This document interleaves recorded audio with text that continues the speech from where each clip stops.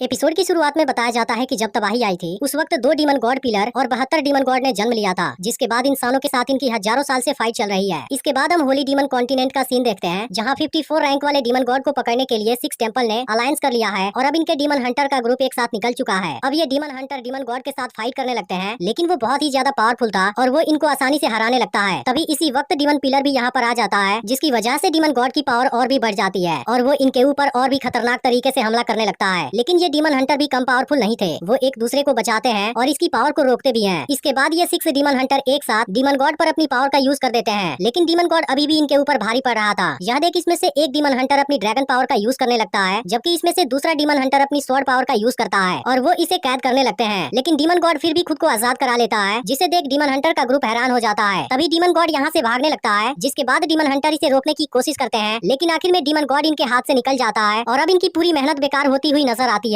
इसके बाद demon God किसी जगह पर आ जाता है जहां हम इसके असली चेहरे को देखते हैं और इसके पास में एक बड़ा सा ब्लैक ड्रैगन भी था। तभी इसका पीछा करते हुए डीमन हंटर का ग्रुप भी यहाँ पर आ जाता है और अब इनको पता चलता है कि यह डीमन गॉड तो असल में डीमन एम्परर है, जो आज खुद इनके साथ फाइट करने आ गया है। लेकिन ये 6 डीमन हंटर अभी भी नहीं रुकते और डीमन एम्परर का सामना करने चले जाते हैं। लेकिन तभी डीमन एम्परर किसी अजीब सी पावर का यूज कर देता है, जिसके सामने ये सभी डीमन हंटर कमजोर पड़ने लगते हैं। इसके बाद बताया जाता है कि डीमन को यहाँ आए 6000 साल से भी ज्यादा हो गया और इंसान इतने समय से लगातार हजारों सालों से इनके साथ फाइट कर रहा था, लेकिन वो आखिर में फेल हो गया। फिर भी इंसानों के अंदर हार नहीं मानने की क्वालिटी होती है, इसलिए इसमें से एक डीमन हंटर अपने ड्रैगन पावर का यूज करने लगता है, जिसकी पावर बहुत ही ज्यादा खतरनाक लग रही थी, क्योंकि वो किसी भी कीमत पर पीछे नहीं हटना चाहता था। इसके बाद इसकी बॉडी पर एक पावरफुल आर्मर आ जाती है और वो अपने बहुत से क्लोन के साथ डीमन एम्परर की ओर जाने लगता है और फिर उस पर एक पावरफुल अटैक कर देता है। लेकिन डीमन एम्परर इस बार भी इसे बुरी तरह से जख्मी कर देता है और इस पर खतरनाक तरीके से हमला कर देता है। लेकिन इसके बावजूद भी डीमन हंटर हार नहीं मानता। तभी अचानक से डीमन एम्परर इस पर अपने ड्रैगन से अटैक कर देता है और खुद यहाँ से गायब हो जाता है, जिसे देख सब हैरान हो जाते हैं और किसी को समझ नहीं आता डीमन एम्परर अचानक से चला क्यों गया। लेकिन फिर बताया जाता है इसी के साथ उस दिन एक और भी अजीब सी घटना हुई थी, जहाँ लॉन्ग सिन्यू की वाइफ बायू भी रहस्यमय तरीके से गायब हो गई थी। फिर हम देखते हैं कि वहाँ पर कुछ डीमन आए थे और बायू से कहते हैं कि अब आपको चलना होगा, क्योंकि डीमन एम्परर आपसे मिलना चाहते हैं। और अब उसके जाने की वजह से इंसानों की दुनिया में कुछ समय के लिए शांति हो जाती है। लेकिन इसी के साथ डीमन और इंसान के तकदीर में भी कुछ बदलाव हो गए थे, क्योंकि उस रात डीमन एम्परर के आने की वजह से उसने अकेले ही रहने की इच्छा की। लेकिन फिर भी जिस दिन सवेरा होगा उस वक्त ईस्ट डायरेक्शन में एक स्टार चमकने लगेगा। फिर अगले सीन में हम एक वॉरियर टेम्पल को देखते हैं, जहाँ एक मास्टर कुछ स्टूडेंट को वॉरियर बनने की ट्रेनिंग दे रहे थे, जिनका मकसद इंसानों की रक्षा करना और इंसानियत को खतरे से बचाना होगा। लेकिन अब आज इनको ट्रेनिंग करते हुए 1 साल हो गया है, इसलिए आज इनका एक टेस्ट होगा और इसमें केवल वही पास होगा जिसकी स्पिरिचुअल पावर 10 से ज्यादा होगी, जिसके बाद उसे वॉरियर सर्वेंट का टाइटल मिलेगा और वो यहाँ पर अपनी प्रैक्टिस कंटिन्यू रख सकता है। नहीं तो जो फेल होगा उसे घर वापस भेज दिया जाएगा। इस पर हाओ चेन सोचता है मुझे कैसे भी इस टेस्ट को पास करना होगा। फिर मास्टर सबसे पहले जियांगहू का टेस्ट लेते हैं, जिसकी स्पिरिचुअल पावर 13 थी और वो इस टेस्ट में पास हो जाता है। इसके बाद बाकी स्टूडेंट भी यह टेस्ट देते हैं और उनमें से जिनकी स्पिरिचुअल पावर 10 से ज्यादा होती है वो इसमें पास हो जाते हैं, जबकि 10 से कम स्पिरिचुअल पावर वाले स्टूडेंट फेल माने जाते हैं। इसके बाद सबसे लास्ट में हाओ चेन की बारी आती है, जिसके बाद सभी इसकी स्पिरिचुअल पावर देखने के लिए एक्साइटेड हो जाते हैं। फिर हाओ चेन भी अपनी तलवार से पिलर पर हमला करता है, लेकिन अफसोस इसकी स्पिरिचुअल पावर केवल 9 पर पहुंच पाती है, जिसे देख सभी स्टूडेंट परेशान हो जाते हैं, क्योंकि हाओ चेन टेस्ट में फेल हो चुका था। अब इस बात से हाओ चेन काफी दुखी था और मास्टर से एक और चांस मांगने लगता है, क्योंकि वो इस बार जरूर पास हो जाएगा। लेकिन मास्टर इसे चांस नहीं देते, क्योंकि यह चीज बाकी फेल हुए स्टूडेंट के साथ गलत हो जाएगी। अब इस बात से हाओ चेन काफी दुखी हो जाता है, क्योंकि टेस्ट में फेल होने की वजह से इसका सारा वेपन वापस ले लिया जाएगा और अब उसे स्पिरिचुअल लिक्विड भी नहीं मिल पाएगी। इसके बाद हाओ चेन इनके सामने घुटने टेक देता है और दूसरा चांस मांगने लगता है, क्योंकि हाओ चेन किसी भी हालत में यह टेस्ट पास करना चाहता है और डिस्क्रिमिनेशन फेस्टिवल में इसका रुकना जरूरी है। अब यह देखते ही स्टूडेंट मास्टर से हाओ चेन को एक और चांस देने की रिक्वेस्ट करने लगते हैं, क्योंकि सब जानते हैं कि हाओ चेन सबसे ज्यादा मेहनत करता है और उसने इनको भी टेस्ट में पास करने में मदद की थी। इस तरह से अब सभी स्टूडेंट इसके सपोर्ट में खड़े हो जाते हैं। लेकिन मास्टर भी अच्छे से जानते हैं हाओ चेन शुरुआत से ही सबसे ज्यादा मेहनत करता है और वो ट्रेनिंग पूरी करने के लिए अपनी जी जान लगा देता है। इसके बाद मास्टर सभी को शांत कराते हैं और हाओ चेन को दूसरा चांस देने के लिए तैयार हो जाते हैं, लेकिन इसके लिए उसे जियांगहू के साथ फाइट करना होगा और उसे हराना होगा। इसके अलावा बाकी फेल हुए स्टूडेंट को भी यह चांस मिलेगा। यह सुनते ही हाओ चेन सभी को थैंक यू बोलता है और अब सभी बहुत ज्यादा खुश हो जाते हैं। इसके बाद हाओ चेन जियांगहू के साथ फाइट करने के लिए तैयार हो जाता है। फिर इन दोनों के बीच में फाइट शुरू हो जाती है और हाओ चेन जियांगहू के साथ बहुत शानदार तरीके से फाइट करने लगता है, जिसे देख मास्टर भी हैरान होते हैं, क्योंकि हाओ चेन की बैटल स्किल काफी अच्छी थी और लास्ट में वो जियांगहू को दूर फेंक देता है। इसके बाद वो पिलर पर हमला करता है, जहाँ अब इसकी स्पिरिचुअल पावर 11 हो गई थी और अब इस बात से सब काफी खुश हो जाते हैं और यह देख मास्टर भी हैरान हो जाते हैं, क्योंकि इस बार तो हाओ चेन की स्पिरिचुअल पावर इतनी ज्यादा बढ़ गई, जबकि पिछली बार तो बहुत कम थी। इसके बाद बाकी के स्टूडेंट भी जियांगहू को चैलेंज करते हैं। तभी हम यहाँ के जंगल में एक लड़की को भागते हुए देखते हैं, जिसके पीछे कुछ बिस्ट लगे हुए थे, लेकिन लड़की भी टैलेंटेड थी। वो खुद को इनके अटैक से बचाती है और बीच बीच में इनका बैंड भी बजाती है। तभी कुछ बिस्ट इसके काफी नजदीक आ जाते हैं, जिसके बाद लड़की एक वेपन से इनको मारना शुरू कर देती है, लेकिन इस दौरान एक बिस्ट इसके पैर पर पंजा मार देता है और वो इसके ऊपर भारी भी पड़ने लगता है। अब यहाँ देखते ही लड़की तेजी से ऊपर की ओर भागती है जहाँ इसे वॉरियर टेम्पल नजर आता है, लेकिन तभी बिस्ट फिर से लड़की पर हमला कर देते हैं। इसके बाद हम फिर से वॉरियर टेम्पल का सीन देखते हैं जहाँ पास हो गए स्टूडेंट बहुत खुश थे और यहाँ उन सभी के पेरेंट्स भी उनसे मिलने आए थे, लेकिन हाओ चेन अकेले ही खड़ा हुआ था और उदास होकर इनको देख रहा था। लेकिन तभी मास्टर इसके पास आते हैं और इसे स्पिरिचुअल लिक्विड देते हैं जिसके पीने से इसकी स्ट्रेंथ और स्पिरिचुअल पावर दोनों बढ़ेगी। फिर पूछते हैं क्या तुम इसे रोजाना पीते हो, क्योंकि तुम्हारी बैटल परफॉर्मेंस तो बहुत अच्छी है, लेकिन तुम जितनी मेहनत करते हो उसके हिसाब से तुम्हारी स्पिरिचुअल पावर इतनी कम नहीं होनी चाहिए थी। लेकिन हाओ चेन कुछ भी नहीं बोलता। तभी इसी वक्त जियांगहू यहाँ पर आ जाता है और इसे अपने साथ लेकर चला जाता है, जिस पर मास्टर कहते हैं वो जरूर मुझसे कोई बात छुपा रहा है। इसके बाद हाओ चेन और जियांगहू दोनों एक साथ खेलते हुए यहाँ से जाने लगते हैं। तभी इसी वक्त हाओ चेन एक आदमी के नजदीक से गुजरता है जो उसे बड़े ध्यान से देख रहा था। इसके बाद ये दोनों जंगल में चले जाते हैं जहाँ जियांगहू हाओ चेन को अपनी स्पिरिचुअल लिक्विड देता है, क्योंकि वो जानता है कि हाओ चेन अपनी स्पिरिचुअल लिक्विड अपनी मॉम को देता है जिनकी कंडीशन काफी खराब है। तब हाओ चेन कहता है कि अब उनकी बॉडी कुछ रिकवर हो गई है। इस पर जियांगहू इसे समझाता है कि तुम्हें अपना भी ख्याल रखना चाहिए, क्योंकि इसकी वजह से तुम्हारी परफॉर्मेंस खराब हो जाएगी। लेकिन हाओ चेन अपनी मॉम से बहुत ज्यादा प्यार करता है, इसलिए वो किसी भी कीमत पर उन्हें खोना नहीं चाहता और वो उनके लिए कुछ भी करने के लिए तैयार है। तब जियांगहू सोचता है बिना स्पिरिचुअल लिक्विड के इसकी पावर इतनी ज्यादा है, अगर वो ओरिजिनल स्पिरिचुअल लिक्विड पीने लगा तो इसकी पावर तो बहुत ज्यादा हो जाएगी। अब हाओ चेन को अपनी मॉम के लिए जंगल में हर्ब लेने जाना था, इसलिए वो यहाँ से अकेले ही आगे चला जाता है। तब जियांगहू कहता है तुम केयरफुल रहना, क्योंकि मैंने सुना कि सामने वाले माउंटेन में कुछ बीस्ट गए हैं। अब हाओ जंगल में हर्ब लेने लगता है, लेकिन तभी इसके पीछे कुछ गिरता है। यह देख हाओ चेन अपनी तलवार निकाल लेता है, क्योंकि इसे लग रहा था यहाँ पर कोई बीस्ट आ गया है। फिर वो इस जगह को चेक करता है जहाँ इसे एक लड़की बेहोश पड़ी हुई नजर आती है और असल में वो वही लड़की है जिसका बीस्ट पीछा कर रहे थे। इसके बाद हाओ चेन लड़की के पास आता है जो इसे बहुत ब्यूटीफुल लग रही थी। फिर वो इसे जगाने जाता है, लेकिन तभी लड़की बिना कुछ सोचे इसकी गर्दन पर चाकू रख देती है और फिर एपिसोड यहीं पर एंड हो जाता है। तो यह वीडियो आपको कैसी लगी आप कमेंट करके जरूर बताइएगा और इसके दूसरे और तीसरे एपिसोड भी जल्द अपलोड होंगे, इसलिए आप इसे जितना हो सके उतना लाइक और शेयर कर दीजिए।